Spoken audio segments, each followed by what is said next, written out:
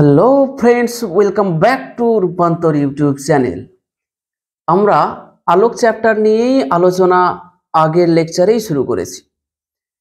আগের লেকচারটাতে গলীয় দর্পণের প্রথম পার্টটা আলোচনা করেছিলাম। গলীয় দর্পণ কি, গলীয় দর্পণ কয় প্রকারের হয়, তারপরে হচ্ছে যে গলীয় দর্পণের মেরু, প্রধান অক্ষ, বক্রতা, ব্যাসার্ধ ইত্যাদি ইত্যাদি জিনিস নিয়ে আলোচনা করেছি। আজকে এই লেকচারে গলীয় দর্পণেরই সেকেন্ড পার্ট নিয়ে আলোচনা করব এবং এই পার্টটা কিন্তু মাধ্যমিকের জন্য খুবই গুরুত্বপূর্ণ। এই পার্টে কি কি কভার করব সেটা হচ্ছে গলীয় দর্পণের ফোকাস কাকে বলে, গলীয় দর্পণের ফোকাস দৈর্ঘ্য কাকে বলে, গলীয় দর্পণের ফোকাস তল কাকে বলে, গলীয় দর্পণের গৌণ ফোকাস কাকে বলে, মুখ্য ফোকাস কাকে বলে, এই সমস্ত বিষয় একটা ছোট লেকচারের মধ্যে আমরা কমপ্লিট করব। তোমরা খাতা কলম রেডি করো এবং নোট বানাতে শুরু করো। তো আজকে আমরা প্রথম যে টপিকটা শুরু করব সেটা হচ্ছে যে গলীয় দর্পণে প্রতিফলনের নিয়ম। গলীয় দর্পণে প্রথম হচ্ছে গলীয় দর্পণে প্রতিফলনের নিয়ম।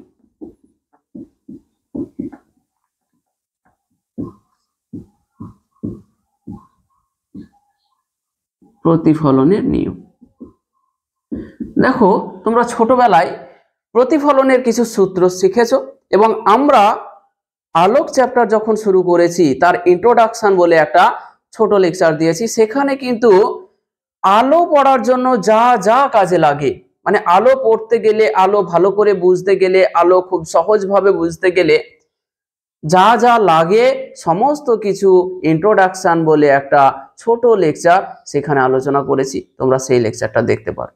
সেখানে আলোর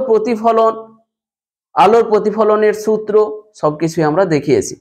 তো এইখানে আমরা কি বলছি দেখো, গলীয় দর্পণের প্রতিফলনের নিয়ম বা গলীয় দর্পণে প্রতিফলনের নিয়ম মানে হচ্ছে যে গলীয় দর্পণে প্রতিফলন কোন নিয়ম মেনে হয় সেটা কিন্তু প্রথমেই বুঝতে হবে, তাহলে গলীয় দর্পণটাতে রশ্মি চিত্র আঁকাটা সহজ হবে।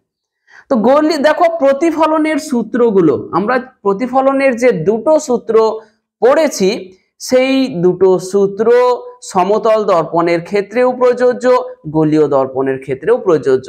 তার মানে হচ্ছে যে আলোর প্রতিফলনের সমস্ত সূত্রই গলীয় দর্পণের ক্ষেত্রেও প্রযোজ্য। মানে প্রতিফলনের যা যা নিয়ম আছে সব কিছু নিয়ম গলীয় দর্পণে প্রতিফলনের ক্ষেত্রেও সমানভাবে প্রযোজ্য। তাহলে আমরা বলতে পারবো যে প্রতিফলনের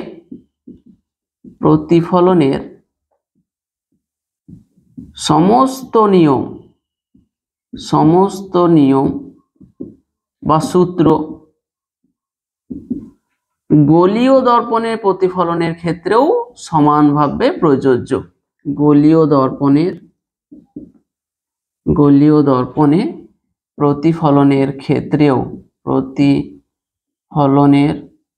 ক্ষেত্রেও সমানভাবে প্রযোজ্য।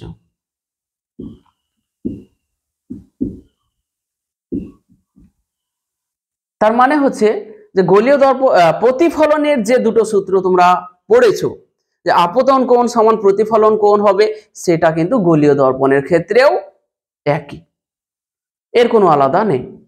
তাহলে আমরা বুঝলাম যে প্রতিফলনের যা কিছু নিয়ম আছে, প্রতিফলনের যা সূত্র আছে সমস্ত কিছুই কিন্তু আমরা গলীয় দর্পণে প্রতিফলনের ক্ষেত্রেও প্রয়োগ করতে পারবো।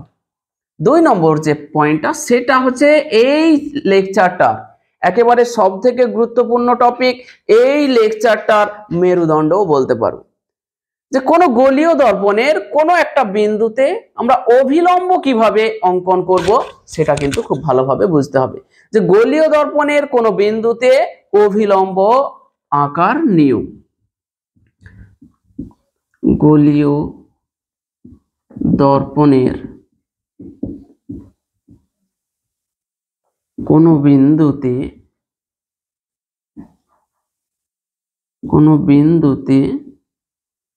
অভিলম্ব অঙ্কন। অভিলম্ব আমরা কিভাবে অঙ্কন করব? কোথায়? গলীয় দর্পণে। দেখো একটা জিনিস, একটা সমতল প্রতিফলক তলে যখন আলোক রশ্মি আসে, এইটা হলো আপতিত আলোক রশ্মি, যেটা প্রতিফলিত হয়ে ফিরে গেল সেটা হলো প্রতিফলিত আলোক রশ্মি, যে বিন্দুতে আলোক রশ্মিটা এসে পড়লো সেটা হচ্ছে আপতন বিন্দু। এখন প্রতিফলক তল হচ্ছে এইটা, এই প্রতিফলক তলের উপর আপতন বিন্দুতে একটা লম্ব আঁকলে সেটাকে বলা হয় অভিলম্ব। এটা সমতল প্রতিফলকের ক্ষেত্রে। কিন্তু আমাদের আলোক চ্যাপ্টারটা তো গোলীয় দর্পণ, গোলীয় দর্পণ, তার মানে হচ্ছে আমাদের দর্পণগুলো কি রকম হবে, এই রকম হবে, গোলীয় প্রকৃতির হবে, গোলীয় প্রকৃতি। তাহলে এই যে ডট ডট গুলো দিলাম, এই দিকেটা বোঝাচ্ছে এইদিকে পারদের প্রলেপ দেওয়া আছে, এই দিকটাতে, এই দিকটা প্রতিফলক হিসাবে কাজ করবে, প্রতিফলক তল হিসাবে। তো কোন বিন্দুতে আমরা অভিলম্ব কিভাবে আঁকবো? এখানে একটা ধরো দর্পণ, এইটা একটা অবতল দর্পণ, এই অবতল দর্পণে ধরো এই বিন্দুতে আমরা অভিলম্ব কিভাবে আঁকবো সেটাই হচ্ছে টপিক, যে গোলীয় দর্পণের কোন বিন্দুতে অভিলম্ব অঙ্কন। দেখো সমতল দর্পণ বা সমতল প্রতিফলক তলের ক্ষেত্রে অভিলম্ব আঁকা কোনো ব্যাপার নয়। এই যে ধরো একটা সমতল আছে, এই সমতলের উপর এটা একটা অভিলম্ব, কোনো সমস্যা নেই। কিন্তু একটা গোলীয় তলের উপর, একটা গোলীয় দর্পণের উপর, সেখানে অভিলম্ব কিভাবে আঁকবো সেটা খুব সহজভাবে আমি বোঝানোর চেষ্টা করছি।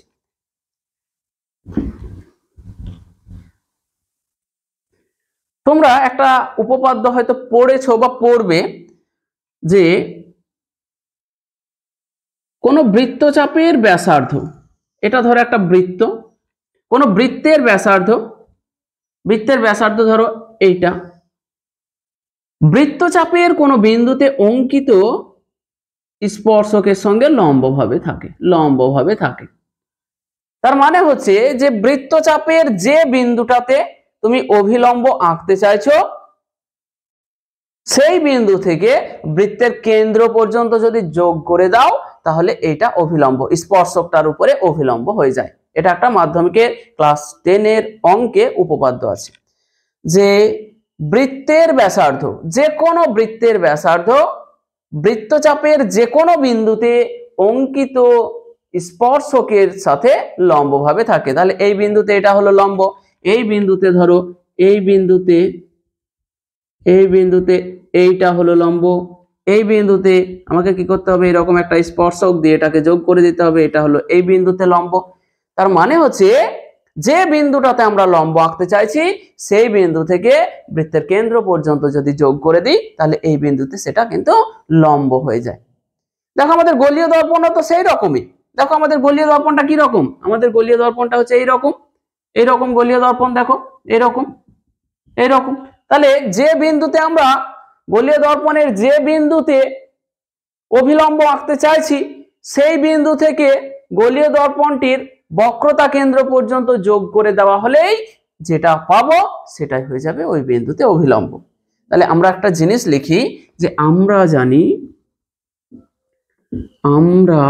জানি বৃত্তের ব্যাসার্ধ, বৃত্তের ব্যাসার্ধ বৃত্তচাপের যে কোনো বৃত্তচাপের যে কোনো বিন্দুতে অঙ্কিত স্পর্শকের সাথে লম্ব হয় বা লম্ব হয়। দেখো লিখেছি আমরা জানি বৃত্তের ব্যাসার্ধ বৃত্তচাপের যে কোনো বিন্দুতে অঙ্কিত স্পর্শকের সাথে লম্ব হয়। তার মানে হচ্ছে যে বৃত্তচাপের যে বিন্দুতে আমরা অভিলম্ব আঁকতে চাইছি সেই বিন্দু থেকে বৃত্তের কেন্দ্রটাকে যদি যুক্ত করে দেওয়া হয় তাহলে সেটা সেই বিন্দুতে অভিলম্বকে নির্দেশ করবে। তাহলে আমরা কি বলতে পারি, যে গোলীয় দর্পণের যে বিন্দুতে আমরা অভিলম্ব আঁকতে চাইছি সেই বিন্দু থেকে গোলীয় দর্পণের বক্রতা কেন্দ্র পর্যন্ত যোগ করে দেওয়া হলে সেটি ওই বিন্দুতে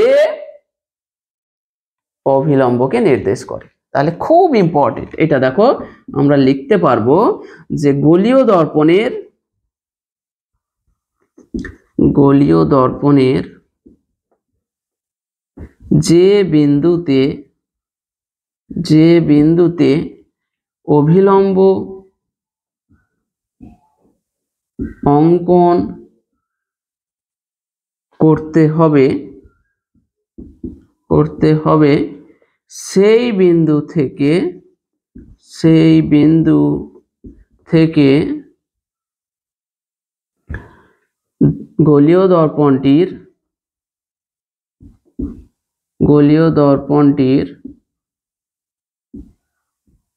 বক্রতা কেন্দ্র যুক্ত করা হলে বক্রতা কেন্দ্র যুক্ত করা হলে সেটি ওই বিন্দুতে অভিলম্বকে নির্দেশ করে। দেখো ছবিটা দিলে এবার বুঝতে পারবে পরিষ্কারভাবে। ছবিটা এইরকম একটা, ধরো আমি অবতল দর্পণ নিলাম, তাহলে এইটা হলো একটা অবতল দর্পণ, তোমরা আগের লেকচারে দেখেছো। এইটাকে বলা হয় অবতল দর্পণের মেরু বা পোল। আচ্ছা, এইখানে এই দর্পণটা যে গোলকের অংশ, সেই গোলকের কেন্দ্রটাকে বলা হয় বক্রতা কেন্দ্র, এটা হলো সি। ওকে, এখন ধরো যে তোমাকে এই বিন্দু এ হচ্ছে একটা বিন্দু এবং বি হচ্ছে একটা, এইদিকে আরেকটা বিন্দু নিলাম বি বিন্দু। ধরো এ বিন্দুতে তোমাকে অভিলম্ব অঙ্কন করতে হবে, তাহলে কি করতে হবে বললাম, যে গোলীয় দর্পণের যে বিন্দুতে অভিলম্ব অঙ্কন করতে হবে সেই বিন্দু থেকে গোলীয় দর্পণটির বক্রতা কেন্দ্র যুক্ত করা হলে সেটি ওই বিন্দুতে অভিলম্বকে নির্দেশ করবে। তাহলে এ বিন্দুতে যদি তুমি অভিলম্ব অঙ্কন করতে চাও তাহলে এ বিন্দু এবং বক্রতা কেন্দ্রকে যোগ করে বাড়িয়ে দাও। তাহলে দেখো এ বিন্দুতে অভিলম্ব কোনটা হবে, এ বিন্দুতে এইটা হয়ে গেল এ বিন্দুতে অভিলম্ব। যদি আমরা বি বিন্দুতে অভিলম্ব অঙ্কন করতে চাই, একই নিয়ম কি করতে হবে, বি বিন্দুটাকে বক্রতা কেন্দ্রের সঙ্গে যুক্ত করে বাড়িয়ে দিতে হবে, তাহলে সেটা হয়ে যাবে বি বিন্দুতে অভিলম্ব। এটা হলো বি বিন্দুর উপর। এবার যে কোনো বিন্দুই নাও না কেন, যে কোনো বিন্দু নাও, সেই বিন্দুতে কি করতে হবে, ওই বিন্দুটাকে বক্রতা কেন্দ্রের সাথে যুক্ত করে বাড়িয়ে দাও, তাহলে সেটাই হয়ে যাবে ওই বিন্দুতে অভিলম্ব। বোঝা গেল? তাহলে এইখানেই লিখছি আমি যে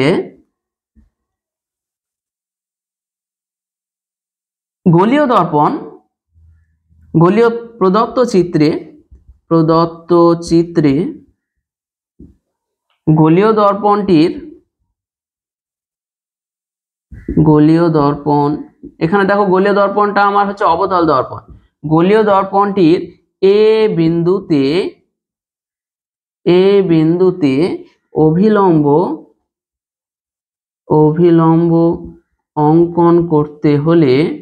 অঙ্কন করতে হলে এ বিন্দু এবং বক্রতা কেন্দ্র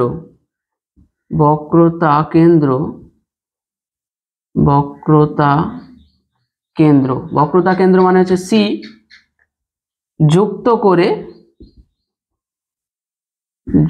করে বর্ধিত করা হলে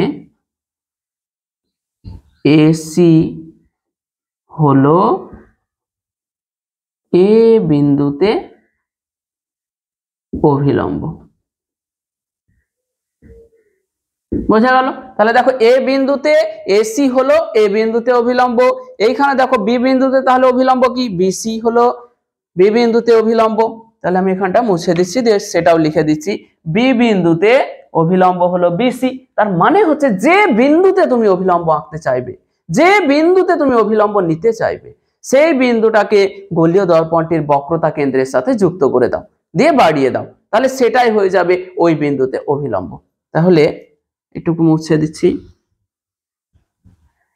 বি বিন্দুতে বিসি হলো বি বিন্দুতে অভিলম্ব।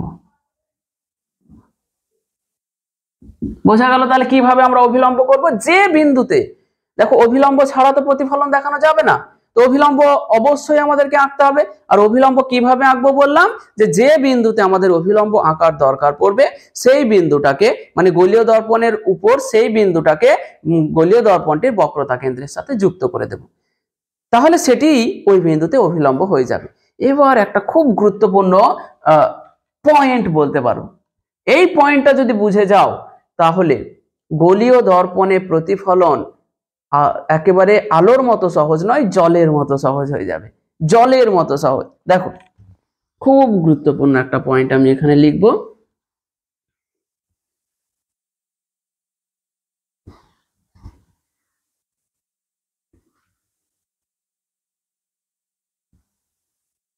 তাহলে অভিলম্ব আঁকার নিয়ম শিখে গেলাম আমরা।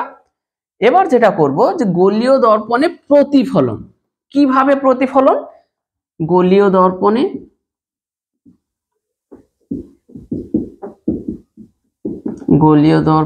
প্রতিফলন, প্রতিফলনটা কিভাবে দেখাবো।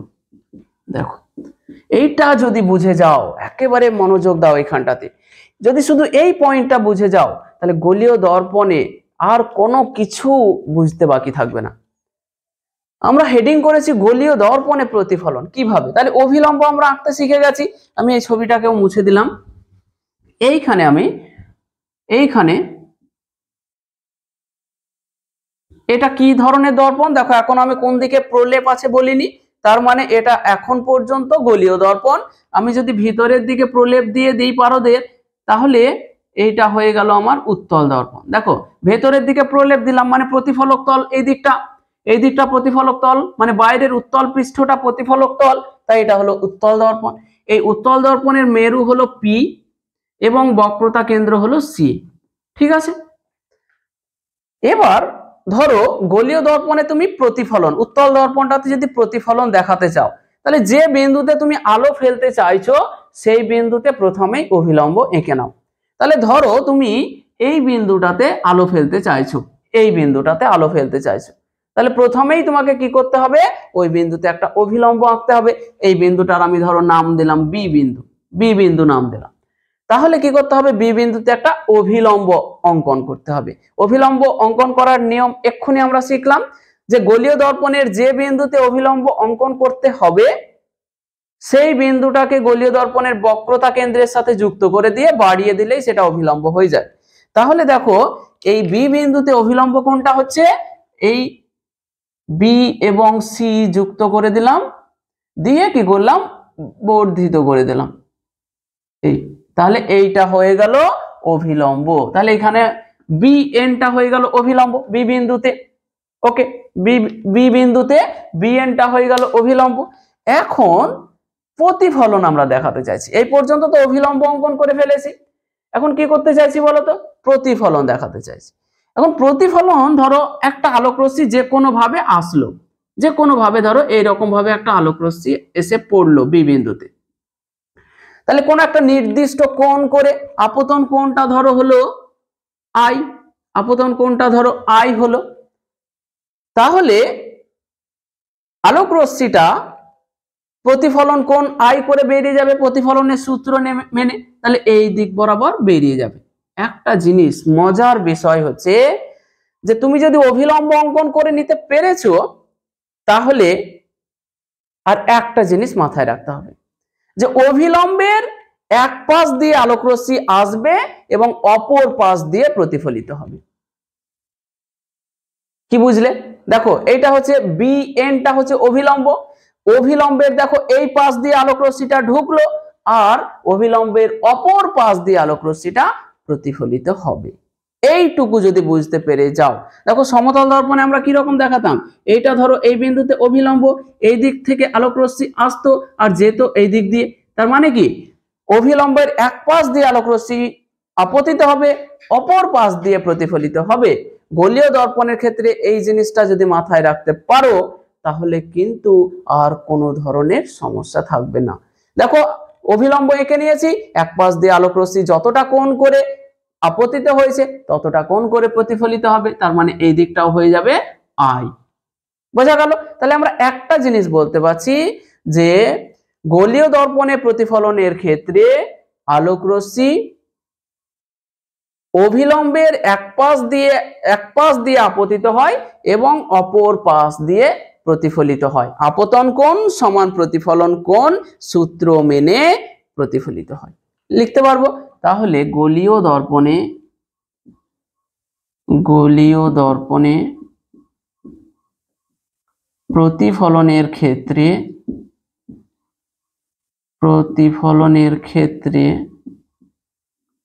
আলোক রশ্মি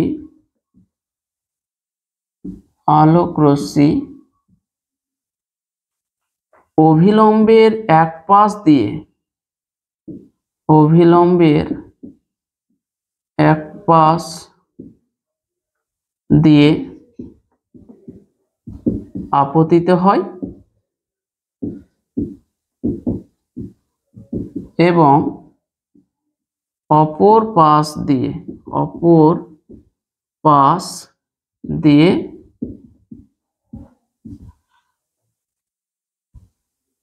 আপতিত হয় এবং আপতন কোণ সমান প্রতিফলন কোণ সূত্র মেনে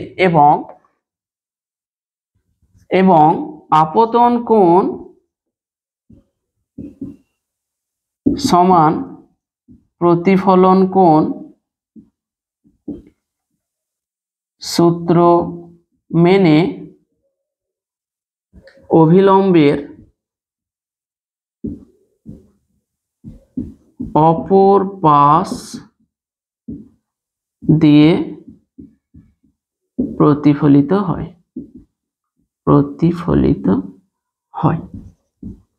দেখো বোঝা গেল কি না? কি কথাটা লিখেছি? গোলীয় দর্পণে প্রতিফলনের ক্ষেত্রে আলোক রশ্মি অভিলম্বের এক পাশ দিয়ে আপতিত হয়, মানে এই যে দেখো এটা হচ্ছে অভিলম্ব, অভিলম্বের যে পাশ দিয়ে আপতিত হলো ঠিক তার বিপরীত পাশ দিয়ে প্রতিফলিত হবে। এবং কি করে? প্রতিফলনের সূত্র মেনে, আপতন কোণ সমান প্রতিফলন কোণ, এই সূত্রটাকে মেনে, আপতন কোণ সমান প্রতিফলন কোণ সূত্র মেনে অভিলম্বের অপর পাশ দিয়ে প্রতিফলিত হবে। তো আমি এখানে কয়েকটা চিত্রের প্রতিফলনটা দেখাচ্ছি তোমাদেরকে, লিখবো না। তাহলে একটা জিনিস খেয়াল করো, এইখানে তোমরা একটা চিত্র, আমরা 4টে চিত্র দেব, তাহলে তোমাদের কিভাবে প্রতিফলন দেখাতে হয় আর কোনো সমস্যা থাকবে না। এইটা হলো আমাদের একটা অবতল দর্পণ, এইটা হচ্ছে অবতল দর্পণের মেরু বা পোল। আচ্ছা, এইটা হচ্ছে অবতল দর্পণের বক্রতা কেন্দ্র সি, এইটা হচ্ছে বক্রতা ব্যাসার্ধ। এখন এটাকে যদি বর্ধিত করে দিই তাহলে এটা হয়ে গেল প্রধান অক্ষ হয়ে গেল। এখন তুমি ধরো এই বিন্দুটাতে আলোক রশ্মির প্রতিফলন দেখাতে চাইছো, এ হলো একটা বিন্দু, এই বিন্দুটাতে ধরো তুমি আলোক রশ্মির প্রতিফলন দেখাতে চাইছো এ বিন্দুতে। তাহলে প্রথমেই কি করতে হবে? তোমাকে প্রথমেই করতে হবে এই বিন্দুতে একটা অভিলম্ব অঙ্কন করে নিতে হবে। এই বিন্দুতে তাহলে একটা অভিলম্ব অঙ্কন করো, এই বিন্দুতে অভিলম্ব, এইটা হলো ধরো এ এন হলো একটা এ বিন্দুতে অভিলম্ব, ঠিক আছে। এখন ধরো একটা আলোক রশ্মি এইভাবে এসে পড়লো, তাহলে মাথায় চিন্তা চলে এসছে এ প্রতিফলিত হয়ে কোন দিকে যাবে? দেখো উপরে একটা নিয়ম লিখেছি যে অভিলম্বের যে পাশ দিয়ে আসবে আলোক রশ্মিটা তার অপর পাশ দিয়ে ওকে যেতেই হবে, কিচ্ছু করার নেই, একবারে কিচ্ছু করার উপায় নেই। আলোক রশ্মি অভিলম্বের যে পাশ দিয়ে আসবে তার অপর পাশ দিয়ে প্রতিফলিত হবে। তাহলে ধরো এই দিক দিয়ে এটা অভিলম্বের এই পাশ দিয়ে এসছে, তাহলে কি হবে? প্রতিফলনটা হবে এইরকম হয়ে যাবে। এক পাশ দিয়ে ধরো এইদিকে আপতন কোণ আই করে এসেছিল, এইদিকে প্রতিফলন কোণটাও ততটাই হবে। বোঝা গেল? এইখানে দেখো, এইখানে আমি এই চিত্রে আরেকটা প্রতিফলন দেখাবো। ধরো বি বিন্দুটাতে একটা প্রতিফলন দেখাতে চাইছো, বি বিন্দুটাতে, এই বি বিন্দুতে। তাহলে প্রথমে কি করতে হবে? বি বিন্দুতে একটা অভিলম্ব অঙ্কন করে নিতে হবে। অভিলম্ব কিভাবে অঙ্কন করতে হয়? যে বি বিন্দু এবং বক্রতা কেন্দ্রকে যুক্ত করে বাড়িয়ে দাও। তাহলে বি বিন্দুকে বক্রতা কেন্দ্র পর্যন্ত যুক্ত করে বাড়িয়ে দিলাম, তাহলে এটা হয়ে গেল বিএন, হয়ে গেল বিএন প্রাইম নাম দিয়ে দিলাম। বিএন প্রাইম হলো বি বিন্দুতে অভিলম্ব।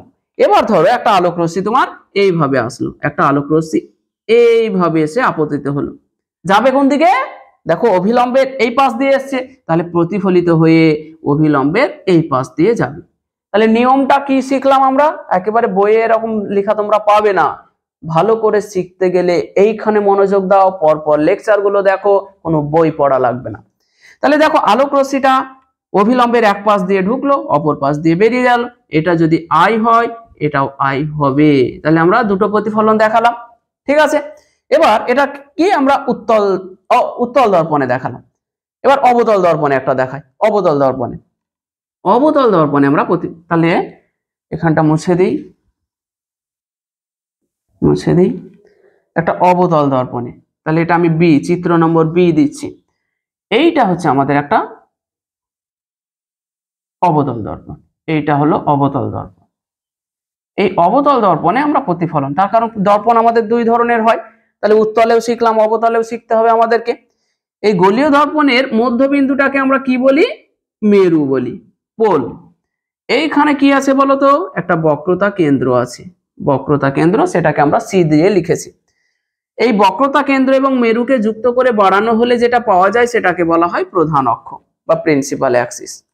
এবার কি করছো তুমি করছো এই বিন্দুটাতে, এই এ বিন্দুতে একটা প্রতিফলন দেখাতে চাইছো, এ বিন্দুতে। তাহলে প্রথম কাজ কি? এ বিন্দুতে একটা অভিলম্ব অঙ্কন করে নেওয়া। অভিলম্ব কিভাবে অঙ্কন করব? এ বিন্দু থেকে বক্রতা কেন্দ্র পর্যন্ত যোগ করে দেব। তাহলে এ বিন্দু থেকে বক্রতা কেন্দ্র পর্যন্ত যোগ করে দিলাম, ঠিক আছে। তাহলে এই দিকটা তো প্রতিফলক তল, অবতল দর্পণের প্রতিফলক তল তো ভেতরের দিকটা। তাহলে আলোক রশ্মি ধরো এ বিন্দুতে তুমি একটা প্রতিফলন দেখাতে চাইছো, একটা আলোক রশ্মি ধরো তোমার এইভাবে এসে এ বিন্দুতে পড়লো, এইভাবে এসে এ বিন্দুতে পড়লো। তাহলে কি হবে? নিয়ম একই, অভিলম্বের যে পাশ দিয়ে আলোক রশ্মি আপতিত হয়েছে তার অপর পাশ দিয়ে প্রতিফলিত হবে। তাহলে এই কোণটা যদি আই হয়, তাহলে এই দিকে আই কোণ করে প্রতিফলিত হয়ে যাবে, এই কোণটাও আই হবে। বোঝা গেল? তাহলে এইভাবে আমরা অবতল দর্পণে প্রতিফলন দেখাবো। তাহলে মূল কথা কি দাঁড়াচ্ছে দেখো, যে অভিলম্ব, অভিলম্বটাকে এঁকে নাও, আলোক রশ্মি যে দিক দিয়ে আসছে তার অপর পাশ দিয়ে বেরিয়ে যাবে। কি মেনে? প্রতিফলনের সূত্র মেনে। আপতন কোণ সমান প্রতিফলন কোণ, এই সূত্রটাকে মেনে বেরিয়ে যাবে। অভিলম্বের এক পাশ দিয়ে আপতিত হবে, অপর পাশ দিয়ে প্রতিফলিত হবে। তাহলে আরেকটা যদি আমি এই বিন্দুতে দেখাতে চাই, এটাকে একটু ছোট করে দিচ্ছি রশ্মিটাকে, এরকম ধরো এই বিন্দুটাতে, বি বিন্দুতে একটা প্রতিফলন দেখাতে চাইছো। তাহলে প্রথম কাজ কি? বি বিন্দুতে একটা অভিলম্ব অঙ্কন করে নিতে হবে। তাহলে বি বিন্দুতে এরকম আমি একটা, কিভাবে অভিলম্ব অঙ্কন করব? বি বিন্দুকে বক্রতা কেন্দ্রের সাথে যুক্ত করে বাড়িয়ে দিলে বি বিন্দুতে অভিলম্ব পেয়ে গেলাম, বি বিন্দুতে অভিলম্ব পেয়ে গেলাম। ওকে, এখন ধরো একটা আলোক রশ্মি তোমার এইভাবে গেল, আলোক রশ্মিটা এইভাবে গেল। তাহলে দেখো অভিলম্বের এই পাশ দিয়ে আলোক রশ্মিটা গেল, আপতন কোণটা ধরো আই হলো। তাহলে আলোক রশ্মিটা অভিলম্বের অপর পাশ দিয়ে প্রতিফলিত হয়ে যাবে, এই দিক বরাবর প্রতিফলিত হয়ে যাবে আই কোণ করে। মানে কোণটা আমি তো আন্দাজে আঁকছি, একটু ছোট বড় হচ্ছে, কিন্তু সূত্র হচ্ছে যে আই এই কোণটা সমান হবে। এবার আমি হাতে তোমাদের দেখাতে গিয়ে একটু কম বেশি হচ্ছে, কিন্তু কম বেশি হওয়াটা ঠিক নয়, ঠিক আছে।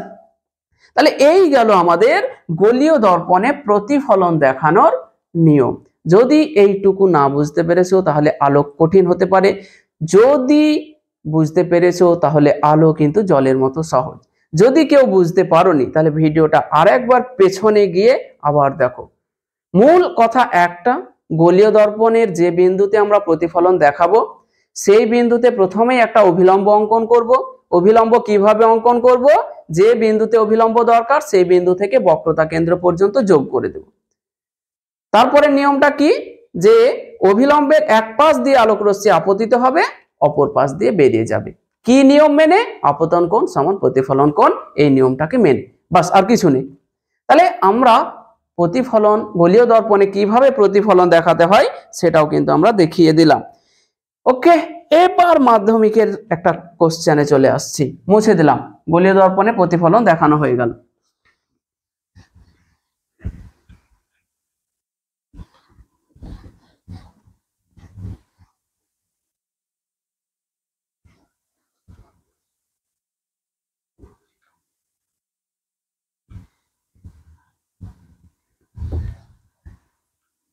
খুব ইম্পর্টেন্ট টপিক। এবার আমরা শুরু করলাম। টপিকটা দেখো,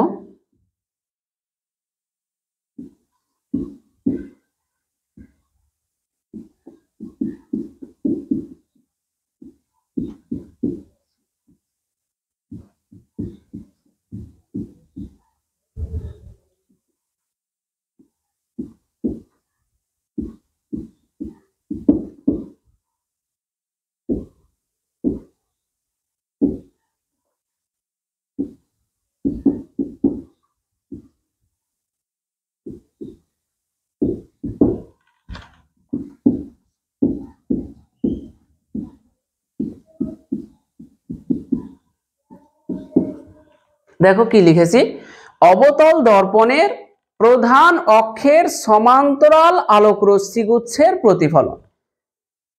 তাহলে একটা অবতল দর্পণ আমাদেরকে নিতে হবে, সেই অবতল দর্পণের যে প্রধান অক্ষ আছে সেই প্রধান অক্ষের সমান্তরাল আলোক রশ্মি গুচ্ছ। সমান্তরাল আলোক রশ্মি গুচ্ছ, গুচ্ছ মানে কি একটা রশ্মি নয়, অনেকগুলো সমান্তরাল রশ্মি কিভাবে প্রতিফলিত হবে সেটা আমাদেরকে দেখাতে হবে। তাহলে প্রথমে আমাদেরকে কি করতে হবে, একটা অবতল দর্পণ। তাহলে আন্দাজে আমি এঁকে নিলাম একটা অবতল দর্পণ, এটা হচ্ছে গোলীয় দর্পণ। তাহলে এই দিকে আমি প্রলেপ দিয়ে দিলাম পারদের, তাহলে পারদের প্রলেপ দিলাম, এই দিকটা হচ্ছে প্রতিফলক তল, তাহলে এটা হচ্ছে একটা অবতল দর্পণ। অবতল দর্পণটার নাম দিলাম M1 M2, অবতল দর্পণটার নাম। ঠিক আছে, অবতল দর্পণটা হলো M1 M2। এখন অবতল দর্পণের মধ্যবিন্দুকে আমরা বলি মেরু, এটাকে আমরা নাম দিয়েছি P। এর কি আছে বলতো, একটা বক্রতা কেন্দ্র আছে C। এই দুটোকে যোগ করলে যেটা পাওয়া যায় সেটা বক্রতা ব্যাসার্ধ। যোগ করে যদি বাড়িয়ে দেওয়া হয় তাহলে তাকে বলা হয় গোলীয় দর্পণের প্রধান অক্ষ। তাহলে দেখো আমরা প্রধান অক্ষ পর্যন্ত এঁকে ফেলেছি। কি বলছে এবার খেয়াল করো, অবতল দর্পণের প্রধান অক্ষের সমান্তরাল, প্রধান অক্ষের সমান্তরাল আলোক রশ্মি গুচ্ছের প্রতিফলন। মানে এই যে প্রধান অক্ষ আছে, এই প্রধান অক্ষের সমান্তরাল আলোক রশ্মি যদি অবতল দর্পণে এসে পড়ে তাহলে প্রতিফলন কি রকম হবে। তাহলে ধরো এইটা হচ্ছে একটা প্রধান অক্ষের সমান্তরাল আলোক রশ্মি, এইটা একটা প্রধান অক্ষের সমান্তরাল আলোক রশ্মি। সমান্তরাল আমি করার চেষ্টা করেছি, হয়েছে কিনা জানি না। ধরো আরেকটা সমান্তরাল আলোক রশ্মি নিলাম, এইটা ধরো আরেকটা সমান্তরাল আলোক রশ্মি। ধরো এ বিন্দুতে একটা পড়লো, বি বিন্দুতে একটা পড়লো, অনেকগুলো আছে, আমি দুটো দেখাচ্ছি শুধু। তাহলে দেখো এটা হচ্ছে প্রধান অক্ষ, প্রধান অক্ষের সমান্তরাল, এই রশ্মিটা প্রধান অক্ষের সমান্তরাল, এটা হচ্ছে প্রধান অক্ষের সমান্তরাল। তাহলে এর প্রতিফলন দেখাতে হবে। দেখো আমরা প্রথমে আলোক রশ্মি ফেলে দিয়েছি, এবার তুমি কি বলতে পারবে যে আলোক রশ্মিটা প্রতিফলিত হয়ে এই দিকে যাবে নাকি ওই দিকে যাবে, কোন দিকে যাবে? এখন পর্যন্ত আমরা বলতে পারবো না। যেমনই অভিলম্বটাকে এঁকে দেবো এই এ বিন্দুতে, সেই রকমই বলে দেবো যে কোন দিক দিয়ে যাবে। তার কারণ অভিলম্বের এক পাশ দিয়ে আলোক রশ্মি আপতিত হবে, অপর পাশ দিয়ে প্রতিফলিত হবে। তাহলে এ বিন্দুতে প্রথমে অভিলম্ব এঁকে ফেলা। অভিলম্ব কি আঁকতে গেলে কি করতে হবে, এ বিন্দু থেকে বক্রতা কেন্দ্র পর্যন্ত যুক্ত করে দিতে হবে। তাহলে যুক্ত করে দাও, এই যুক্ত করে দিলাম। তাহলে বুঝতে পারছি আলোক রশ্মিটা অভিলম্বের এই পাশ দিয়ে ঢুকেছে, এই পাশ দিয়ে ঢুকেছে, তাই না? এই পাশ দিয়ে আইকন করে ঢুকেছে। তাহলে প্রতিফলিত হবে কোন দিকে, এই দিক দিয়ে আসবে। দেখো অভিলম্বের অপর পাশ দিয়ে। তাহলে নিয়মটা কতটা উপকারী নিয়ম বলো তো, কতটা উপকারী নিয়ম, খুব উপকারী। বাস, তাহলে ওটার প্রতিফলিত হয়ে এরকম আসবে। আমি আরেকটুকু বাড়িয়ে দিলাম। আচ্ছা, এবার বি বিন্দুতে প্রতিফলন দেখাবো। বলো তো এই রশ্মিটা কোন দিকে যাবে? আমরা আগে বলতে যাব না, আগে বলার চেষ্টা করব না। আগে কি করব, আগে বি বিন্দুতে একটা অভিলম্ব এঁকে ফেলবো। তাহলে বি বিন্দুতে অভিলম্ব মানে বি বিন্দু থেকে বক্রতা কেন্দ্র পর্যন্ত যোগ করে দেব। তাহলে দেখতে পাচ্ছি দেখো অভিলম্বের এই পাশ দিয়ে আলোক রশ্মিটা ঢুকেছে, তাহলে এই পাশ দিয়ে বেরোবে, এই পাশ দিয়ে বেরিয়ে যাবে, এই পাশ দিয়ে বেরিয়ে যাবে, এইভাবে বেরিয়ে যাবে। এইভাবেই ছবিটা আঁকবে তোমরা। তাহলে আমরা কি দেখতে পেলাম বলতো, দেখতে পেলাম যে প্রধান অক্ষের সমান্তরাল ভাবে আপতিত আলোক রশ্মি গুচ্ছ অবতল দর্পণ দ্বারা প্রতিফলনের পর প্রধান অক্ষের উপর একটা বিন্দুতে মিলিত হয়ে যাচ্ছে, সেই বিন্দুটাকে আমি নাম দিচ্ছি এফ।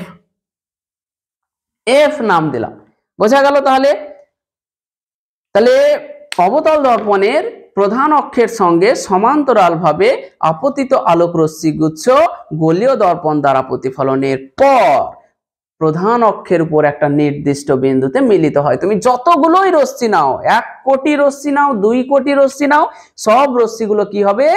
এফ বিন্দুতে গিয়ে মিলিত হবে। তাহলে আমরা কমেন্ট পাস করে দিচ্ছি। চিত্র বুঝতে পেরেছো তোমরা? তাহলে আমরা বলে ফেলবো, প্রধান অক্ষের সমান্তরালভাবে আপতিত আলোক রশ্মি গুচ্ছ অবতল দর্পণ দ্বারা প্রতিফলনের পর দর্পণের প্রধান অক্ষের উপর একটা নির্দিষ্ট বিন্দুতে মিলিত হয়। ওকে, তাহলে প্রধান অক্ষের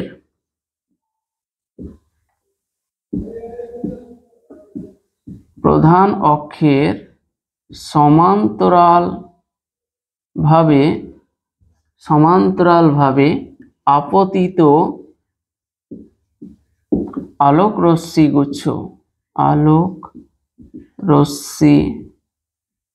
গুচ্ছ অবতল দর্পণ দ্বারা প্রতিফলনের পর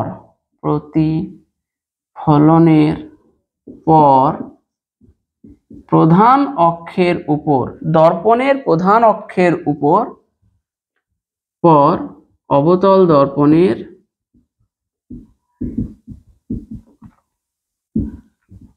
প্রধান অক্ষের উপর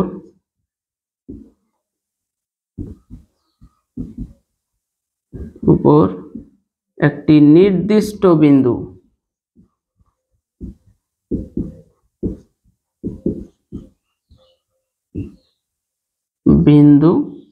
বিন্দুটার নাম দিয়েছি এফ তে মিলিত হয়। বোঝা গেল? তাহলে অবতল দর্পণে যদি বলে যে অবতল দর্পণের প্রধান অক্ষের সঙ্গে সমান্তরালভাবে আপতিত আলোক রশ্মি গুচ্ছ অবতল দর্পণ দ্বারা কিভাবে প্রতিফলিত হয়, তাহলে আমরা এই চিত্রটা দেব। চিত্রটা এখানটা ধরো আমি এক্স এ আর এটা হচ্ছে ওয়াই বি, এরকম নাম দিলাম, দিয়ে ছবিটা এরকম দিয়ে দেবে, দিয়ে কমেন্টটা এটা লিখবে যে প্রধান অক্ষের সমান্তরালভাবে আপতিত আলোক রশ্মি গুচ্ছ অবতল দর্পণ দ্বারা প্রতিফলনের পর অবতল দর্পণের প্রধান অক্ষের উপর একটা নির্দিষ্ট বিন্দু, ব্র্যাকেটে নাম দিয়েছি তাই লিখে দিয়েছি এফ তে মিলিত হয়। এই নির্দিষ্ট বিন্দুটাকে অবতল দর্পণের মুখ্য ফোকাস বলা হয়। এই নির্দিষ্ট বিন্দুটিকে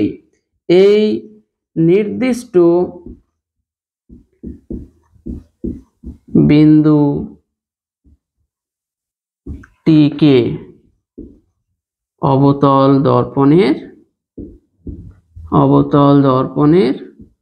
মুখ্য ফোকাস বলা হয়। তাহলে বুঝতে পারলে মুখ্য ফোকাস কাকে বলে? এই নির্দিষ্ট বিন্দুটাকে। এবার এখান থেকে আমরা একটা কোশ্চেন মাধ্যমিকে অনেকবার পড়েছে, অবতল দর্পণের মুখ্য ফোকাস কাকে বলে? তাহলে তোমরা দেখো বুঝে গেছো। তাহলে অবতল দর্পণের প্রধান অক্ষের সঙ্গে সমান্তরালভাবে আপতিত আলোক রশ্মি গুচ্ছ অবতল দর্পণ দ্বারা প্রতিফলনের পর প্রধান অক্ষের উপর যে নির্দিষ্ট বিন্দুটাতে মিলিত হয় সেই বিন্দুটাকে অবতল দর্পণের মুখ্য ফোকাস বলা হয়। ক্লিয়ার? লিখে দাও। চলো একটু মুছে দিই। এই ছবিটাই দেবো আমি, ওই জন্য ছবিটা মুছবো না, তোমরা আলাদাভাবে আবার ছবি আঁকবে। তার কারণ প্রত্যেকটা সংজ্ঞার সাথে তোমাদেরকে ছবি দিতেই হবে পরীক্ষাতে। হেডিং করো অবতল দর্পণের মুখ্য ফোকাস। অবতল দর্পণের মুখ্য ফোকাস কাকে বলে? ঠিক আছে, তাহলে কি বলবো? যে অবতল দর্পণের প্রধান অক্ষের সঙ্গে সমান্তরালভাবে আপতিত আলোক রশ্মি গুচ্ছ অবতল দর্পণ দ্বারা প্রতিফলনের পর প্রধান অক্ষের উপর যে নির্দিষ্ট বিন্দুটাতে মিলিত হয় সেই নির্দিষ্ট বিন্দুটাকে অবতল দর্পণের মুখ্য ফোকাস বলা হয়। তাহলে অবতল দর্পণের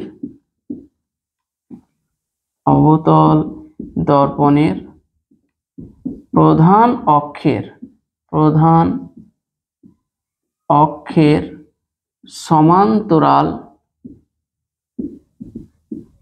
সমান্তরালভাবে আপতিত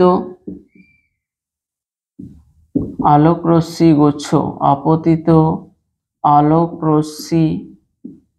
গুচ্ছ অবতল দর্পণ দ্বারা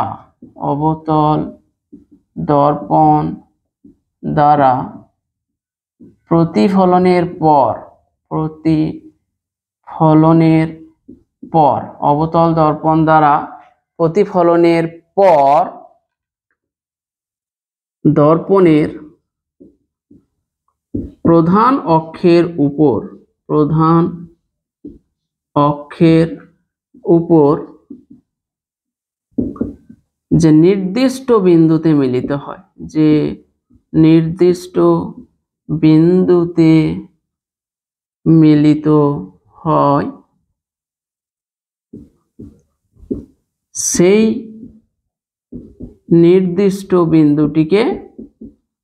সেই নির্দিষ্ট বিন্দুটিকে অবতল দর্পণের মুখ্য ফোকাস বলে। বাস, অবতল দর্পণের মুখ্য ফোকাস।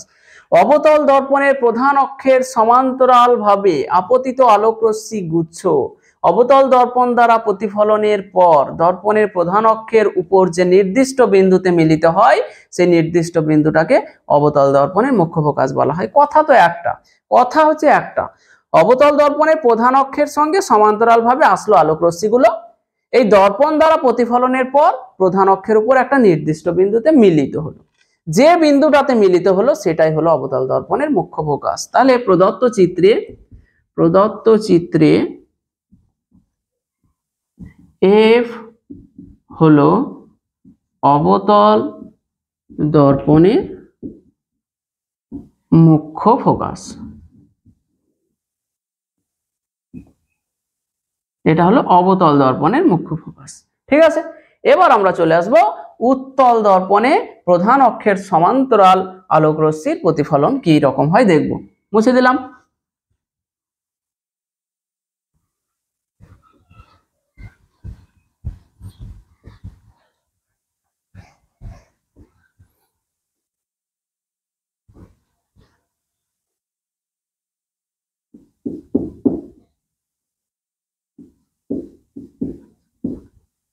উত্তল দর্পণের প্রধান অক্ষের সমান্তরাল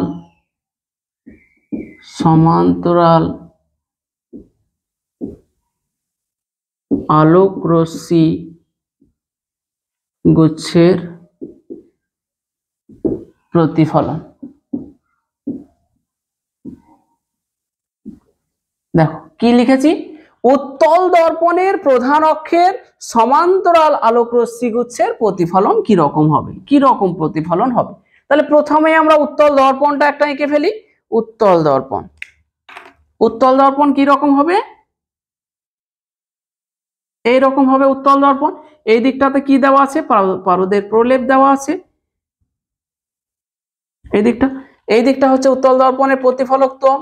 এইখানটাতে কি আছে বলতো, উত্তল দর্পণের মধ্যবিন্দু বা মেরু আছে। এইখানে আছে উত্তল দর্পণের বক্রতা কেন্দ্র সি। এই দুটোকে যুক্ত করা হলে উত্তল দর্পণের কি পেলাম, বক্রতা ব্যাসার্ধ। এই দুটোকে আরো যদি বাড়িয়ে দেওয়া হয় বক্রতা ব্যাসার্ধকে, তাহলে কি পেলাম, উত্তল দর্পণের প্রধান অক্ষ। বাস, এই পর্যন্ত পেয়ে গেছি। এবার আমরা প্রশ্নটাতে চলে আসি। প্রশ্নটা কি বলছে, উত্তল দর্পণের প্রধান অক্ষের সমান্তরাল আলোকরশ্মি গুচ্ছ। তাহলে দুটো সমান্তরাল আলোকরশ্মি নিচ্ছি। একটা আলোকরশ্মি ধরো এই রকম নিলাম, সেই আলোকরশ্মিটা ধরো যে এ বিন্দুতে এসে পড়লো। আমি নাম দিচ্ছি এ বিন্দু, এ বিন্দু। তাহলে কোন দিক দিয়ে আলোক রশ্মিটা প্রতিফলিত হবে বলো তো? নিশ্চয় আমরা বলতে যাব না, তার কারণ যতক্ষণ না আপতন বিন্দুতে অভিলম্ব আঁকছি ততক্ষণ কিছু বলবো না। তাহলে আমাকে প্রথমে কি করতে হবে? এ বিন্দুতে একটা অভিলম্ব অঙ্কন করতে হবে। কিভাবে অভিলম্ব অঙ্কন করব? এ বিন্দুকে বক্রতা কেন্দ্রের সাথে যুক্ত করে দেব। তাহলে যুক্ত করে দাও, এ বিন্দুকে বক্রতা কেন্দ্রের সাথে যুক্ত করে বাড়িয়ে দেব। যুক্ত করলাম, যুক্ত করে এই বাড়িয়ে দিলাম। তাহলে এ এনটা হয়ে গেল এ বিন্দুতে অভিলম্ব। ঠিক আছে, আচ্ছা এবার দেখো অভিলম্বের এই পাশ দিয়ে আলোক রশ্মিটা আপতিত হয়েছে আই কোণ করে। তাহলে অভিলম্বের অপর পাশ দিয়ে যাবে, যাবে না? অভিলম্বের এই পাশটা দিয়ে চলে যাবে, আই কোণ করে চলে যাবে। ঠিক আছে, এইদিকে গেল দেখো একটা আলোক রশ্মি। তাহলে কি মনে হবে দেখো, আলোক রশ্মিটা তো ওই দিকে চলে গেল। কেউ যদি এইখানে চোখ রাখে, কেউ যদি এইখানটাতে চোখ রাখে দেখে, তাহলে সে দেখবে যে আলোক রশ্মিটা দর্পণের পেছনের কোন একটা বিন্দু থেকে আসছে। মানে এই যে এই দিক থেকে আলোক রশ্মি আসছে সেটাও দেখতে পাবে না। এইখানে যখন দেখবে, চোখ রাখবে, তখন দেখবে এই আলোক রশ্মিটা দর্পণের পেছনের কোন একটা বিন্দু থেকে আসছে। সেটাকে আমি ডট ডট দিয়ে এই বিন্দু থেকে আসছে বলে মনে হবে ওর। যে লোকটা এখানে আলোক রশ্মিটা দেখতে পাবে সে ভাববে যে আলোক রশ্মিটা দর্পণের এই পেছনের বিন্দুটা থেকে আসছে। তাহলে একটা আলোক রশ্মির প্রতিফলন দেখালাম। আর একটা ধরো আলোক রশ্মি এই রকম ভাবে এসে আপতিত হয়েছে, এই রকম ভাবে আপতিত হয়েছে, বি বিন্দুতে ধরো আপতিত হয়েছে, বি বিন্দু, এটাকে আমি নাম দিলাম বি বিন্দু। তাহলে কোন দিক দিয়ে প্রতিফলিত হবে? আগে কি করতে হবে? আমাদেরকে একটা অভিলম্ব অঙ্কন করে নিতে হবে বি বিন্দুতে। তাহলে কিভাবে অভিলম্ব অঙ্কন করব? বক্রতা কেন্দ্র থেকে বি বিন্দুটাকে যুক্ত করে দিয়ে বাড়িয়ে দিলে সেটা বি এন প্রাইম করে দিলাম, বি এন প্রাইম। ওকে, তাহলে বি এন প্রাইম এটা হলো অভিলম্ব। এবার দেখো যে আলোক রশ্মিটা অভিলম্বের এই পাশ দিয়ে ঢুকেছে, আই কোণ করে ঢুকেছে। তাহলে কোন পাশ দিয়ে যাবে? অভিলম্বের অপর পাশ দিয়ে প্রতিফলিত হবে, এই পাশ দিয়ে প্রতিফলিত হবে আই কোণ করে। তাহলে কেউ যদি এইখানটাতে চোখ রাখে সে কি দেখবে আলোক রশ্মিটাকে? ও ভাববে যে এই যে দর্পণের পেছনের একটা বিন্দু থেকে আসছে বলে মনে হবে। এই বিন্দুটার নাম দিলাম এ। ওয়াও, ছবি দেখো, ছবি এই বিন্দু। তাহলে অবতল দর্পণ, উত্তল দর্পণের প্রধান অক্ষের সঙ্গে সমান্তরাল ভাবে যদি আলোক রশ্মি আসে, তাহলে উত্তল দর্পণ দ্বারা প্রতিফলনের পর প্রধান অক্ষের উপর একটা বিন্দু থেকে আসছে বলে মনে হয়, মিলিত হয় না। দেখো একটা রশ্মি এই দিকে চলে গেল, একটা রশ্মি এই দিকে চলে গেল, এরা তো কখনোই আর মিলিত হবে না। মিলিত হবে? কখনোই মিলিত হবে না। তাহলে কি মনে হবে? মনে হবে যে এই রশ্মিগুলো প্রধান অক্ষের উপর একটা বিন্দু থেকে আসছে বলে মনে হয়। তাহলে একটা কমেন্ট পাস করে দিই।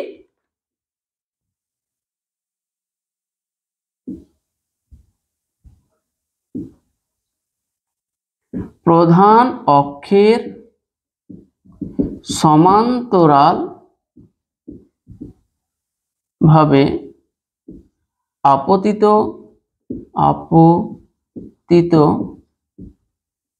আলোক রশ্মি গুচ্ছ উত্তল দর্পণ দ্বারা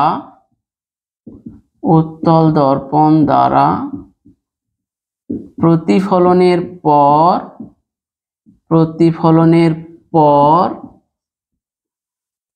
উত্তল দর্পণের প্রধান অক্ষের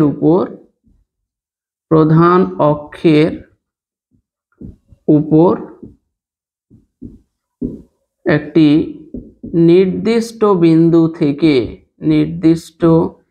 বিন্দু এফ থেকে অপসৃত হচ্ছে বলে মনে হয়, অপসৃত হচ্ছে বলে মনে হয়। এই নির্দিষ্ট বিন্দুটিকে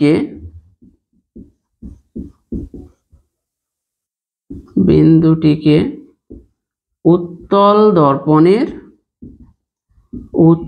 দর্পণের মুখ্য ফোকাস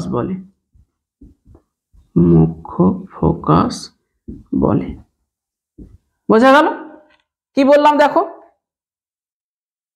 যে প্রধান অক্ষের, কার প্রধান অক্ষের? উত্তল দর্পণের। উত্তল দর্পণের প্রধান অক্ষের সমান্তরাল ভাবে আপতিত আলোকরশ্মি গুচ্ছ উত্তল দর্পণ দ্বারা প্রতিফলনের পর, উত্তল দর্পণ দ্বারা প্রতিফলনের পর উত্তল দর্পণের প্রধান অক্ষের উপর, উত্তল দর্পণের প্রধান অক্ষের উপর একটি নির্দিষ্ট বিন্দু থেকে অপসৃত হচ্ছে বলে মনে হয়, অপসৃত হচ্ছে, আসছে বলে মনে হয়, এই বিন্দুটা থেকে আসছে বলে মনে হয়, এই নির্দিষ্ট বিন্দুটাকে উত্তল দর্পণের মুখ্য ফোকাস বলা হয়। ঠিক আছে, তাহলে দেখো আমরা এখানে একটা খুব গুরুত্বপূর্ণ, যে উত্তল দর্পণের মুখ্য ফোকাস কাকে বলে। চলো, উত্তল দর্পণের মুখ্য ফোকাস কাকে বলে?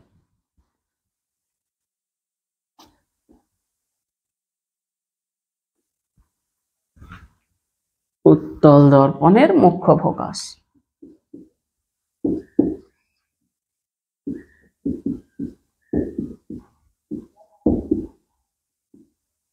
মুখ্য ফোকাস কাকে বলে? তাহলে দেখো যে প্রধান অক্ষের সমান্তরালভাবে আপতিত আলোকরশ্মি গুচ্ছ উত্তল দর্পণ দ্বারা প্রতিফলনের পর প্রধান অক্ষের উপর একটা নির্দিষ্ট বিন্দু থেকে অপসৃত হচ্ছে বলে মনে হয়, এই নির্দিষ্ট বিন্দুটাকে বলা হয় উত্তল দর্পণের মুখ্য ফোকাস।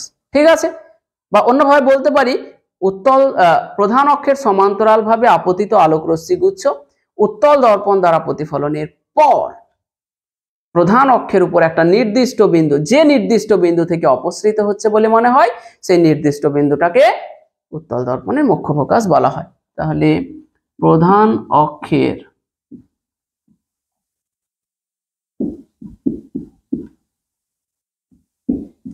সমান্তরালভাবে আপতিত আলোকরশ্মি গুচ্ছ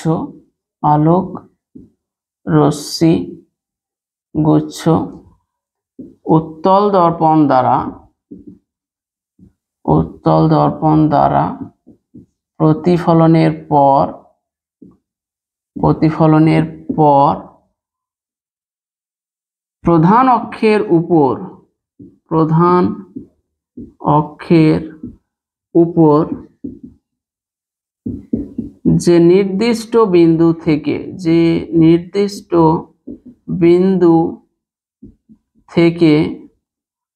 অপসৃত হচ্ছে বলে মনে হয়,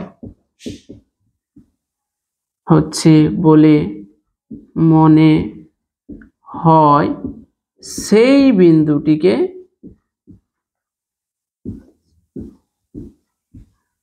উত্তল দর্পণের মুখ্য ফোকাস বলে, ঠিক আছে। তাহলে প্রদত্ত চিত্রে এই যে এফ হলো উত্তল দর্পণের মুখ্য ফোকাস, প্রদত্ত চিত্রে এফ হলো উত্তল দর্পণের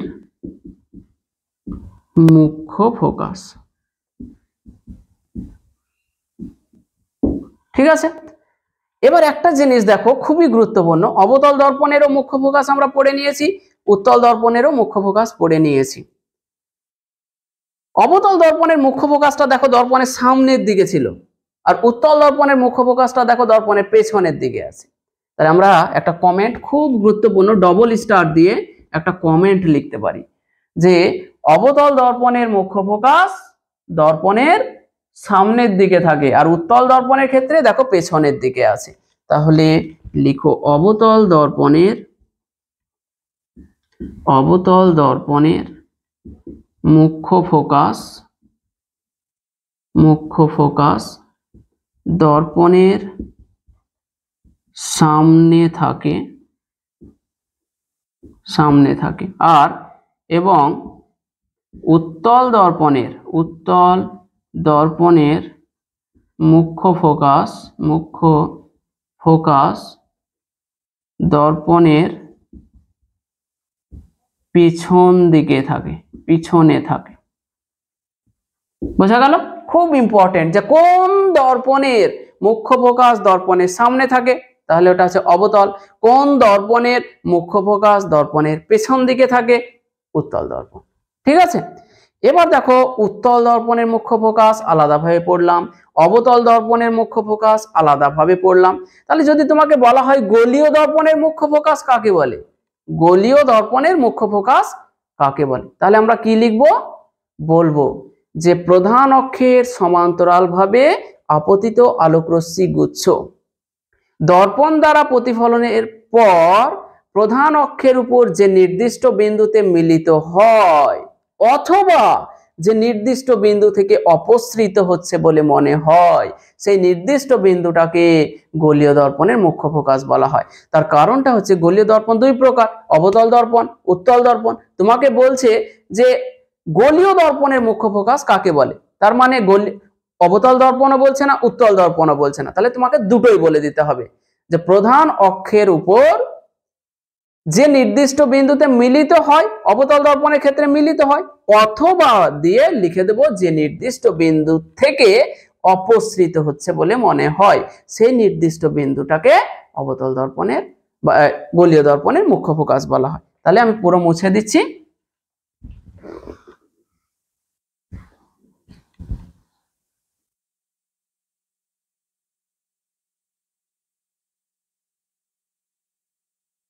যে ছবিটা তোমরা দুবার আঁকলে এখানে সেই ছবিটাই দিয়ে দেবে, আমি মুছে দিচ্ছি জায়গার অভাব বলে।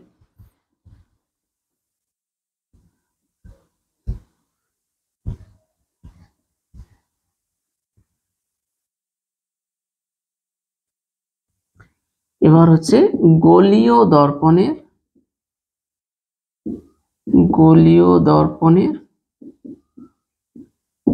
মুখ্য ফোকাস কাকে বলে, কার গোলীয় দর্পণের মুখ্য ফোকাস কাকে বলে। তাহলে কি বলবো? প্রধান অক্ষের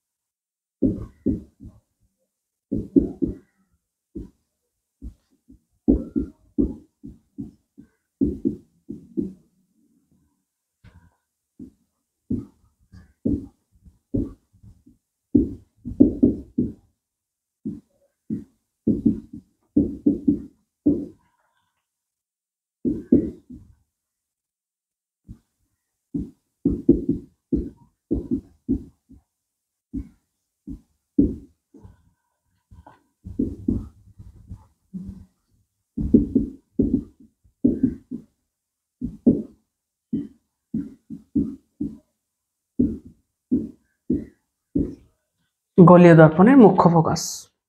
দেখো কি লিখেছি, প্রধান অক্ষের সমান্তরালভাবে আপতিত আলোকরশ্মি গুচ্ছ গোলীয় দর্পণ দ্বারা প্রতিফলনের পর প্রধান অক্ষের উপর যে নির্দিষ্ট বিন্দুতে মিলিত হয়।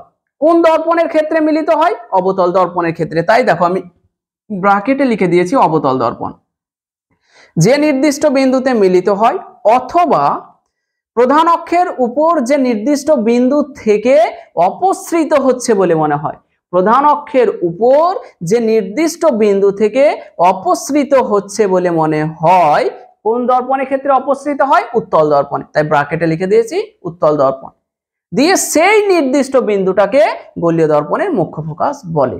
তাহলে আমরা ছবি তো দিয়েছি, যে কোনো একটা ছবি দিয়ে দাও, বা দুটো পারলে দুটোই দিয়ে দাও, কোনো কিছু যায় আসে না, এবং লিখো প্রদত্ত চিত্রে এফ হলো গোলীয় দর্পণের মুখ্য ফোকাস। একটা দিলেই হলো, কোনো সমস্যা নেই। তাহলে দেখো, এর আগে আমরা কি করলাম? দুটো দর্পণের ক্ষেত্রে মুখ্য ফোকাস আলাদা আলাদা ভাবে পড়লাম, এবং সাধারণভাবে একবারে জেনারেল একটা মুখ্য ফোকাসের সংজ্ঞা দিয়ে দিলাম। সেটার মধ্যে উত্তল দর্পণও আছে, অবতল দর্পণও আছে। তাহলে সেটাই, এটা কিন্তু খুব ইম্পর্টেন্ট মাধ্যমিকে পড়ার জন্য, যে গোলীয় দর্পণের মুখ্য ফোকাস কাকে বলে। তাহলে গোলীয় দর্পণের মুখ্য ফোকাস মনে রাখার জন্য দুটো জিনিস মনে রাখতে হবে, দুটো জিনিস। এটা ধরো একটা গোলীয় দর্পণ, আমি উত্তল দর্পণে নিয়ে নিলাম, এটা হলো মুখ্য ফোকাস।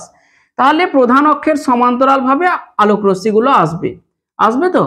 আসার পর প্রধান অক্ষের উপর দর্পণ দ্বারা প্রতিফলনের পর প্রধান অক্ষের উপর কোন একটা বিন্দুতে মিলিত হবে, অথবা প্রধান অক্ষের উপর কোন একটা বিন্দু থেকে অপসৃত হচ্ছে বলে মনে হবে। যে বিন্দুতে মিলিত হলো অথবা যে বিন্দু থেকে আসছে বলে মনে হলো, সেই বিন্দুটাকে গোলীয় দর্পণের মুখ্য ফোকাস বলা হয়। সেটাই আমরা লিখে দিয়েছি। তাহলে মুখ্য ফোকাস একেবারে পরিষ্কার।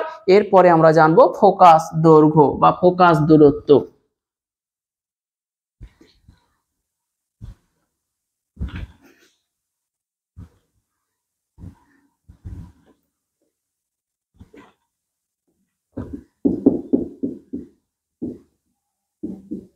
ফোকাস দূরত্ব বা ফোকাস দৈর্ঘ্য, ইংরেজিতে বলে ফোকাল লেন্থ। Focal length. তাহলে দেখো, খুব সহজ জিনিস একটা। এটা ধরো একটা অবতল দর্পণ নিলাম, এটা একটা অবতল দর্পণ, অবতল দর্পণের মেরু, এটা ধরো বক্রতা কেন্দ্র সি, এই দুটো বিন্দুকে যুক্ত করলাম, ঠিক আছে, প্রধান অক্ষ পেয়ে গেলাম। প্রধান অক্ষের সমান্তরাল ভাবে আলোক রশ্মি আসলে কি হলো? দর্পণ দ্বারা প্রতিফলনের পর ফোকাস বিন্দু দিয়ে চলে গেল। এদিক দিয়ে ধরো আরেকটা আলোক রশ্মি এসেছিল, সেও কি করলো? প্রতিফলনের পর ফোকাস বিন্দু দিয়ে চলে গেল। তো যে বিন্দুটাতে মিলিত হলো সেটাকে আমরা কি নাম দিলাম? ফোকাস। তাহলে দেখো, গোলীয় দর্পণের এটা হচ্ছে মেরু এবং এটা হচ্ছে ফোকাস। গোলীয় দর্পণের মেরু এবং মুখ্য ফোকাস, এই দুইয়ের মধ্যবর্তী যে দূরত্বটা, এই দূরত্বটাকে বলা হয় ফোকাস দূরত্ব বা ফোকাস দৈর্ঘ্য। গোলীয় দর্পণের মেরু থেকে মুখ্য ফোকাস পর্যন্ত দূরত্বকে বলা হয় গোলীয় দর্পণের মুখ্য ফোকাস। তো এতটা দেওয়ার দরকার নাই। ছবিটা কি রকম দেবে দেখো, এই ছবিটা দেবে। এইটা হলো একটা অবতল দর্পণ, অবতল দর্পণের এটা প্রধান অক্ষ। এই প্রধান অক্ষের তাহলে এইখানে আছে বক্রতা কেন্দ্র, এইখানে আছে ফোকাস, এইখানে আছে মেরু, ঠিক আছে। তাহলে এই মেরু থেকে মুখ্য ফোকাস পর্যন্ত যে দূরত্বটা, সেটাকে বলা হয় ফোকাস দূরত্ব। এই ফোকাস দূরত্বটাকে স্মল এফ দ্বারা লেখা হয়।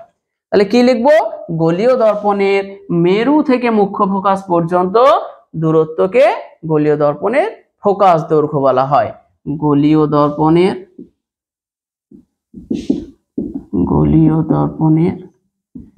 মেরু থেকে মুখ্য ফোকাস পর্যন্ত দূরত্বকে বলা হয়, দূরত্বকে গোলীয় দর্পণের ফোকাস দূরত্ব বলা হয়। দূরত্বকে গোলীয় দর্পণের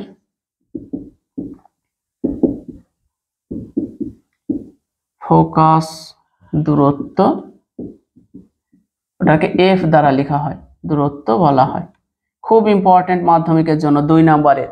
ফোকাস দূরত্ব কাকে বলে? তাহলে গোলীয় দর্পণের মেরু থেকে মুখ্য ফোকাস পর্যন্ত দূরত্বকে গোলীয় দর্পণটির ফোকাস দূরত্ব বলা হয়। এই ফোকাস দূরত্বটাকে স্মল এফ দ্বারা লেখা হয়। তাহলে প্রদত্ত চিত্রে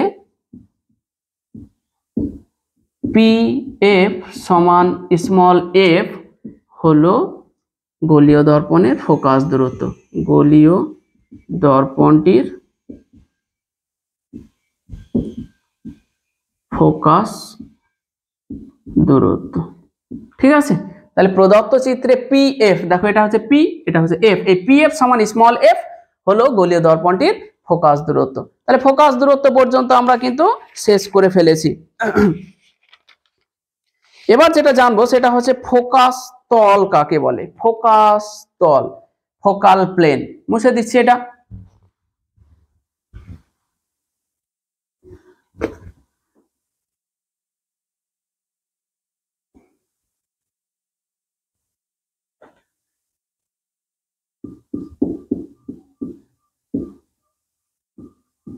ফোকাস তল কি? ফোকাস তল দেখো, এইটা আমি একটা অবতল দর্পণ নিয়ে নিলাম, অবতল দর্পণ, এইটা হলো অবতল দর্পণের প্রধান অক্ষ। এইখানে আছে মেরু, এইখানে আছে ফোকাস, আর এইখানে আছে বক্রতা কেন্দ্র। ঠিক আছে, এখন গোলীয় দর্পণের ফোকাস গামী, এখানে ধরো এমন একটা তল নিচ্ছি আমি,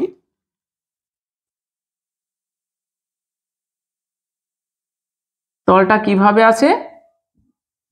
ফোকাসের মধ্য দিয়ে গেছে এবং প্রধান অক্ষের সঙ্গে লম্বভাবে, মানে এই যে দেখতে পাচ্ছ এই রকম ভাবে তলটা আছে। তাহলে তলটা কিভাবে আছে দেখো তো, তলটা আছে ফোকাসের মধ্য দিয়ে গেছে এবং প্রধান অক্ষের সঙ্গে লম্বভাবে আছে। ধরো আমি এইভাবে রেখে দিলাম, তাহলে এই যে হাতটা দেখছো সেটা হচ্ছে ফোকাস তল। তাহলে ফোকাস তল কাকে বলবো? কোনো গোলীয় দর্পণের মুখ্য ফোকাসগামী এবং প্রধান অক্ষের সঙ্গে লম্বভাবে অবস্থিত তলকে ফোকাস তল বলা হয়। আমি যদি একটা তোমাদেরকে দেখাই, যে এটা ধরো একটা খাতা, এই খাতাটা এইভাবে আছে, খাতাটা গেছে কোথা দিয়ে? ফোকাসের মধ্য দিয়ে, আর কিভাবে আছে? প্রধান অক্ষের সঙ্গে লম্বভাবে আছে। তাহলে এই খাতার তলটাই হয়ে গেল ফোকাস তল। বোঝা গেল ফোকাস তল জিনিসটা কি? ছবিটা তো ধরো বোর্ডে তো আমাকে এইভাবে আঁকতে হচ্ছে, কিন্তু অ্যাকচুয়ালি ওই তলটা কিভাবে আছে? এইভাবে, মুখ্য ফোকাসের মধ্য দিয়ে গিয়েছে এবং প্রধান অক্ষের সঙ্গে লম্বভাবে আছে। তাহলে আমরা বলবো যে গোলীয় দর্পণের মুখ্য ফোকাসগামী, গোলীয় দর্পণের মুখ্য ফোকাসগামী এবং প্রধান অক্ষের সঙ্গে লম্বভাবে অবস্থিত তলটিকে বলা হয় ফোকাস তল। তাহলে এটাকে আমি নাম দিচ্ছি, এটাকে নাম দিচ্ছি এ বি সি ডি হলো ফোকাস তল। তাহলে গোলীয় দর্পণের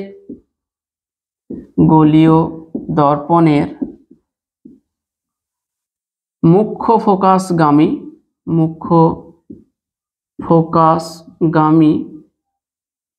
এবং প্রধান অক্ষের সঙ্গে লম্বভাবে অবস্থিত তলকে ফোকাস তল বলে। ফোকাস তল কাকে বলে? গোলীয় দর্পণের মুখ্য ফোকাসগামী এবং প্রধান অক্ষের সঙ্গে লম্বভাবে অবস্থিত তলকে ফোকাস তল বলে। তাহলে প্রদত্ত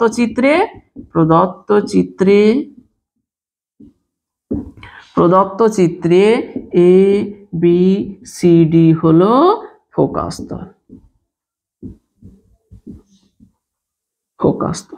ঠিক আছে, এরপরে আর একটা পয়েন্ট আছে, গৌণ ফোকাস কাকে বলে? মুখ্য ফোকাস তো শিখেছি, গৌণ ফোকাস,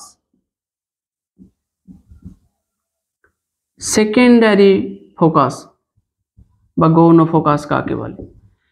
গৌণ ফোকাস কি? দেখো মুখ্য ফোকাস আর গৌণ ফোকাস। তাহলে ফোকাস কয় ধরনের? দুই ধরনের।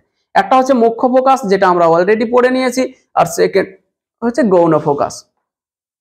এই মুখ্য ফোকাসটা একটু আবার মনে করো, সেখানে কি বলা হচ্ছিল? প্রধান অক্ষের সমান্তরাল আলোকরশ্মি দর্পণ দ্বারা প্রতিফলনের পর প্রধান অক্ষের উপর যে বিন্দুতে মিলিত হয় সেটা হচ্ছে মুখ্য ফোকাস।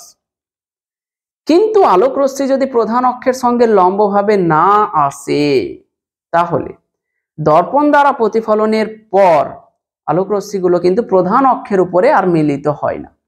তখন এই যে ফোকাস তলটা আছে, ফোকাস তলের কোনো একটা বিন্দুতে গিয়ে মিলিত হয়। যে বিন্দুটাতে মিলিত হয় তাকে বলা হয় গৌণ ফোকাস। তাহলে কি শর্ত দাঁড়ালো? ও যেখানে আমরা বলেছিলাম প্রধান অক্ষের সমান্তরাল, সেখানে আর প্রধান অক্ষের সমান্তরাল বলবো না, এখানে বলবো প্রধান অক্ষের সঙ্গে আনতভাবে আপতিত আলোকরশ্মি গুচ্ছ। আগে বলেছিলাম প্রধান অক্ষের সমান্তরাল ভাবে, এইখানে আমরা কি বলবো? প্রধান অক্ষের সঙ্গে ক্ষুদ্র কোণে আনত সমান্তরাল আলোকরশ্মি গুচ্ছ দর্পণ দ্বারা প্রতিফলনের পর ফোকাস তলের যে নির্দিষ্ট বিন্দুতে মিলিত হয় অথবা ফোকাস তলের যে নির্দিষ্ট বিন্দু থেকে অপসৃত হচ্ছে বলে মনে হয় সেই নির্দিষ্ট বিন্দুটাকে বলা হয় গৌণ ফোকাস। তাহলে দেখো এখানে আমরা দেখাবো গৌণ ফোকাসটাকে এই রকম। ধরো প্রধান অক্ষের সঙ্গে সমান্তরাল নয়, একটা কোণ করে যদি আলোক রশ্মিগুলো আসে, ধরো এটা একটা, হ্যাঁ এটা আরেকটা নিলাম, এরকম প্রধান অক্ষের সঙ্গে কোণ করে আসে, তাহলে এই আলোক রশ্মিগুলো প্রতিফলনের পর ফোকাস তলের কোনো একটা বিন্দুতে এইভাবে মিলিত হয়। যে নির্দিষ্ট বিন্দুটাতে মিলিত হয় সেটাকে বলা হয় গৌণ ফোকাস। এফ প্রাইম দ্বারা লেখা হয় এটাকে, আর মুখ্য ফোকাসটাকে আমরা এফ দ্বারা লিখেছি। ঠিক আছে, তাহলে লিখব সমান্তরাল আলোক রশ্মি গুচ্ছ।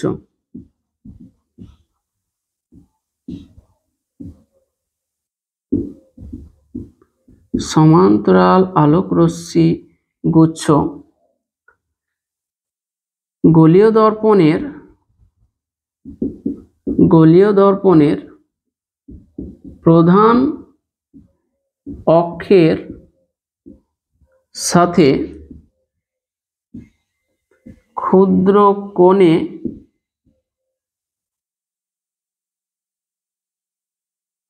কোণ করে আপতিত হলে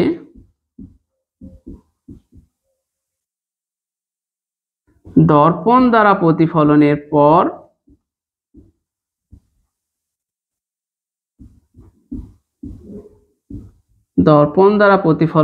পর ফোকাস তলের যে নির্দিষ্ট বিন্দুতে মিলিত হয়, ফোকাস তলের যে নির্দিষ্ট বিন্দুতে মিলিত হয়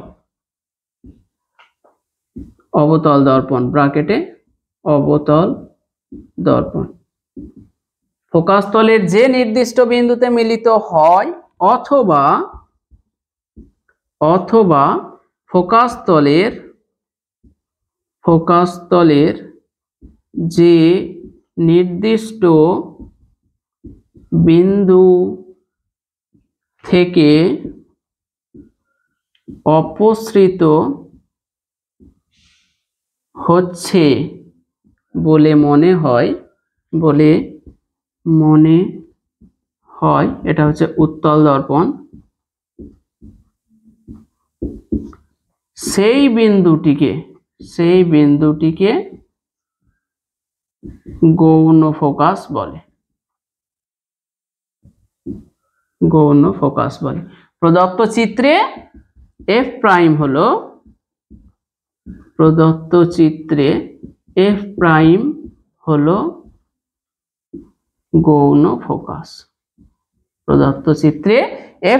হলো গৌণ ফোকাস। এবার একটা বৈশিষ্ট্য দেখো, ডবল স্টার দিয়ে বৈশিষ্ট্যটা লিখবো, যে এই যে গৌণ ফোকাসটা কোথায় থাকছে বলতো? ফোকাস তলের উপর কোনো বিন্দুতে থাকে, আর মুখ্য ফোকাসটা প্রধান অক্ষের উপর কোনো বিন্দুতে থাকে, গৌণ ফোকাসটা ফোকাস তলের উপর কোনো বিন্দু থাকে। ঠিক আছে, তাহলে লিখব মুখ্য ফোকাস প্রধান অক্ষের উপর অবস্থান করে। ওকে, আর এবং গৌণ ফোকাস ফোকাস তলে অবস্থান করে, ফোকাস তলে অবস্থান করে। খুব ইম্পর্টেন্ট যে গৌণ ফোকাস কোথায় থাকে, ফোকাস তলে থাকে। মুখ্য ফোকাস কোথায় থাকে, প্রধান অক্ষের উপরে থাকে। তো এই গেল আমাদের সমস্ত কিছু গোলীয় দর্পণে যেগুলো মাধ্যমিকে সংজ্ঞা আসে, সমস্ত কিছু কভার করে ফেললাম। তোমরা লেকচারটার নোট রেডি করেছো, পড়তে থাকো, প্র্যাকটিস করতে থাকো। ছবি কিন্তু অবশ্যই দিতে হবে। আর এই লেকচারটা কেমন লাগলো সেটা কিন্তু অবশ্যই কমেন্ট করে জানাও। কোনো জায়গা অসুবিধা থাকলে সেটাও জানাও।